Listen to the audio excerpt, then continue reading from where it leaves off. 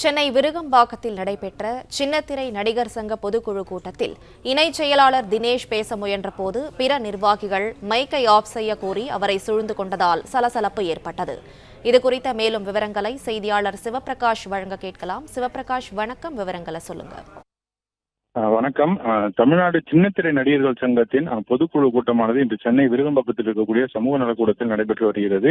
இந்த பொதுக்குழு கூட்டத்தில் இதற்கு இந்த சங்கத்திற்கு முந்தைய தலைவராக இருந்த ரவிவர்மா அவர்களை நீக்கியது குறித்து இந்த பொதுக்குழுவில் பேசுவதற்காக இணை செயலாளர் தினேஷ் முற்பட்ட போது அவரை தற்போதைய சங்கத்தின் பதவியில் இருக்கக்கூடிய பிற நிர்வாகிகள் அவரை பேச விடாமல் தடுத்தனர்.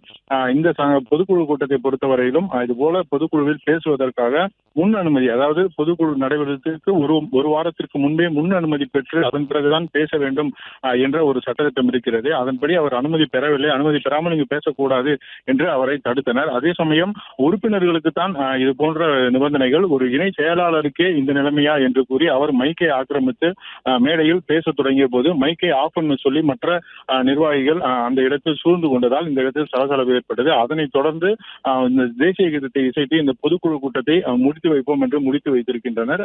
இதற்கு முன்னாள் தலைவராக இருந்த ரவிவர்மா அவர்களை நீக்கியது செல்லாது. அதனை பொதுக்குழுவில் கொண்டு வந்து செயற்குழுவிலும் இதற்கு முந்தைய பொதுக்குழுவிலும் அவரை நீக்கியது போல இல்லாமல் தற்போது மீண்டும் வாக்கெடுப்பு நடத்த வேண்டும் என்று அவர்கள் வைத்த கோரிக்கை நிராகரிக்கப்பட்டு இந்த பொதுக்குழு கூட்டமானது தற்போது முடித்து வைக்கப்பட்டிருக்கிறது.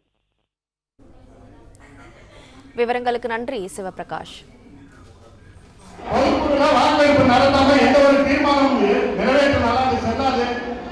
பொதுக்குழுல வாக்கெடுப்பு தீர்மானம் நிறைவேற்றப்படலை.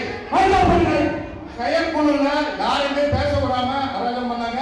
அதே மாதிரிதான் பிளே ஸ்டோர் மற்றும் ஆப் ஸ்டோரில் இருந்து பாலிமர் செயலியை QR கோடு மூலம் பதிவிறக்கம் செய்யுங்கள். செய்திகளை உடனுக்குடன் பெறுங்கள்.